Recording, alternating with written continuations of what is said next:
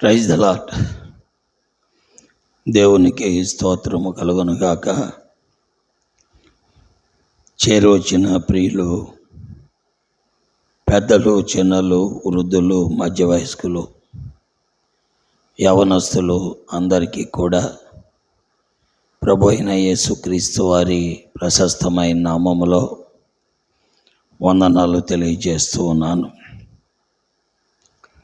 దైవ గ్రంథం బైబిల్ నుండి సామెతల గ్రంథం 22వ అధ్యాయము 4వ వచనాన్ని మనము చదువుతున్నాం. యెహోవా యందు భయభక్తులు కలిగి ఉండుట వినయమునకు ప్రతిఫలము, ఐశ్వర్యమును ఘనతయు జీవమును దాని వలన కలుగును. చాలామంది దేవుడంటే లెక్క లేకుండా ఉంటారు. దేవుణ్ణి నమ్మమంటే నమ్మరు. అంతా తమ సొంత శక్తి, సొంత బలం, సొంత జ్ఞానం. కష్టపడి చదువుకుంటే మంచి మార్కులు వస్తాయి, కష్టపడి విద్యను అభ్యసిస్తే అత్యధికమైన అంతస్తుకు వెళతాం. ఇలాంటి భావనతో సమాజంలో అనేక మంది ఉంటూ ఉంటారు. అయితే దైవ గ్రంథం మాట్లాడేదేమనగా, మనము దేవుని యందు భయభక్తులు కలిగి ఉండితే కలిగే లాభాలు చెప్తుంది. ఇది ఎంతో విశేషమైనది కదూ. చాలాసార్లు మనకి ఇలాంటివి మాటలు పెద్దగా వినపడినా పట్టించుకో. యవన బిడ్డలారా, ఆలోచిద్దాం. దేవుని యందు భయభక్తులు కలిగి ఉండుటే ఎంతో లాభం. తల్లిదండ్రులారా, ఆలోచిద్దాం. దేవుని యందు భయభక్తులు కలిగి ఉంటే ఎంతో లాభం. ఏమని రాయబడింది? దేవుని యందలి భయభక్తులు కలిగి ఉండుట వలన కలిగే లాభాలు అక్కడ చెప్పాడు. 1 ఐశ్వర్యము, 2 ఘనత, 3 జీవము. చూసారా? ఐశ్వర్యాన్ని ఎవరు ఇవ్వగలరు? అందుకే బైబిల్లో రాయబడింది.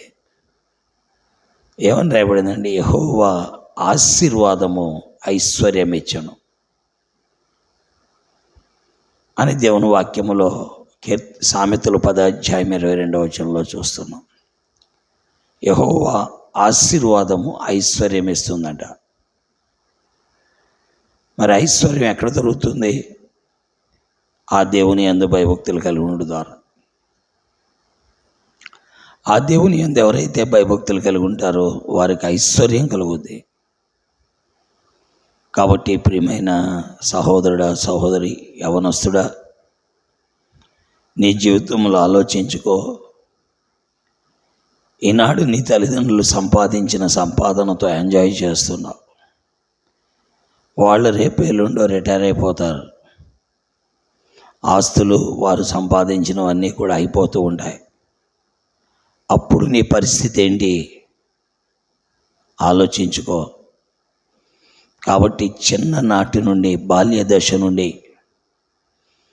దేవుని యందు భయభక్తులు కలిగి ఉన్నవాళ్ళు ఆశీర్వదించబడ్డారు, ఐశ్వర్యవంతులైపోయారు, ఘనత పొందారు, జీవాన్ని పొందారు.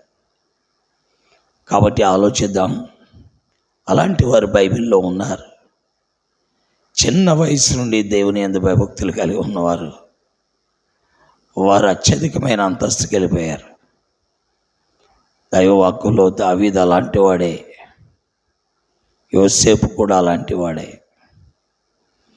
ఇంకా యెహోషాపాతు అలాంటి వాడే. వీళ్ళందరూ దేవుని యందు భయభక్తులు కలిగి ఉండడం ద్వారా ఐశ్వర్యానికి, ఘనతకు, జీవమునకు అర్హులైపోయారు. ప్రియులారా, గమనించు. దేవుణ్ణి నీవు ఆధారంగా చేసుకున్నప్పుడు, దేవునికి నువ్వు ప్రథమ స్థానం ఇచ్చినప్పుడు నీ జీవితంలో ఎలాంటి ఆశీర్వాదాన్ని పొందుతావు. అలాగే దైవ వాక్యములో ఇస్సాక్ అనేటువంటి ఒక వ్యక్తి ఉన్నాడు. ఆ వ్యక్తి సామాన్యుడు, వ్యవసాయదారుడు. అయితే దేవుని యందు భయభక్తులు గలవాడు. అతడు దేవుని యందు భయభక్తులు కలిగి విత్తనం వేస్తే 100 అంతల ఫలం వచ్చింది. దేవుడు అతన్ని ఆశీర్వదించాడు.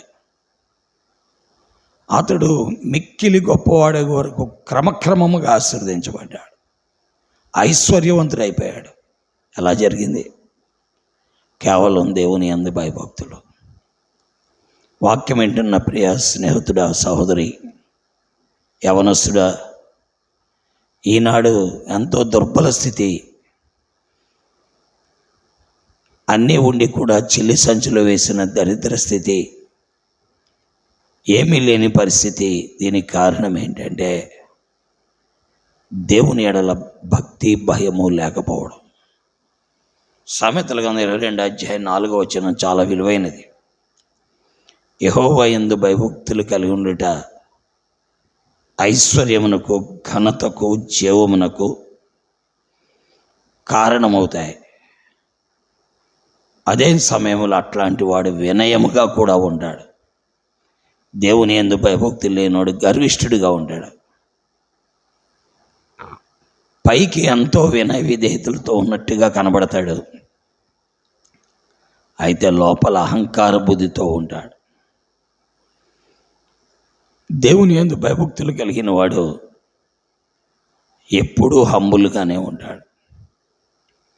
ఆలోచిద్దాం, నేర్చుకుందాం, ప్రభు ఎడల భయము భక్తి కలిగి ఉందాం, ఆ ప్రభువును వెంబడిద్దాం, ప్రభు కొరకే బ్రతుకుదాం.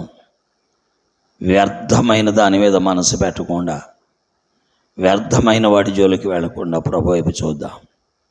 దేవుడి మాటలు దీవించి ఆస్వాదించి అలాంటి ఐశ్వర్యము, ఘనత, వినయము, జీవము కలిగిన జీవితము విన్నవారందరికీ దేవుడు ప్రసాదించుగాక. ఆమేన్. ప్రేమ కలిగిన మా తండ్రి, నీ వాక్కు ప్రజల మధ్యలో ముద్రించి వారి మనోనేత్రాలు వెలిగించి దేవుని యందు భయభక్తులు కలిగి ఉండుట ఎంత విలువైనదో ప్రజలు ఎరుగుటకు సహాయం చేయండి. వారి జీవితములను దర్శించండి, వారి మనోనేత్రములను వెలిగించండి. అనేక మంది యవనస్తులు ఎంతో ఉజ్వల భవిష్యత్తు కలిగి ఉండవలసిన వారు, ఆశీర్వదించబడవలసిన వారు నష్టపోతున్నారు. కారణం నీ ఎడల భయభక్తులు లేకపోవడమే. ప్రజలతో మీరు మాట్లాడి వారి మనోనేత్రములను వెలిగించండి, వాక్యమును ముద్రించండి, గ్రహింపులో తీసుకురండి, విన్న వారికి దీవెన కలుగు చేయండి. యేసు నామములో ప్రార్థిస్తున్నాను తండ్రి, ఆమేన్. Praise lord. దేవుడు మిమ్మల్ని దీవించి ఆశీర్వదించునుగాక. ఆమేన్.